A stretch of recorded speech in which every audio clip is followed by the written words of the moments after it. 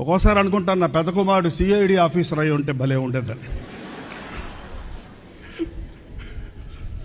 ఎలా పసిగడతాడో తెలియదు కానీ ఒక ప్రత్యేకమైన గిఫ్ట్.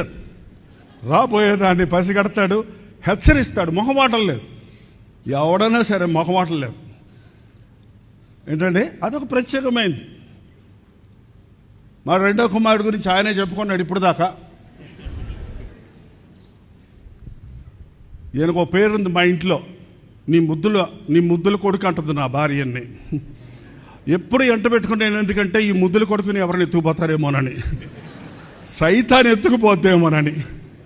అయినా కూడా తప్పించుకొని తిరిగారని ఇప్పుడు చెప్పింది చూస్తే నాకే ఆశ్చర్యం వేసింది.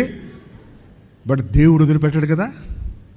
ప్రార్థనతో పెంచిన బిడ్డలు పాపాన్ని రుచి చూస్తారేమో కానీ పాపంలో బతకలేరు, తప్పిపోతారేమో కానీ దేవుడు విడిచిపెట్టడు.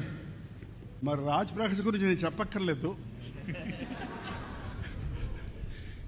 చాలా మంచోడు అనబడే.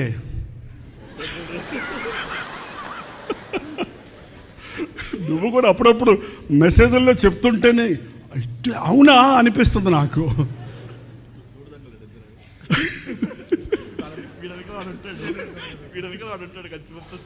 బట్ ఏదేమైతేనే ముగ్గురు దేవుని ప్రేమతో పట్టబడ్డారు, దేవుని సేవలో సాగుతున్నాడు.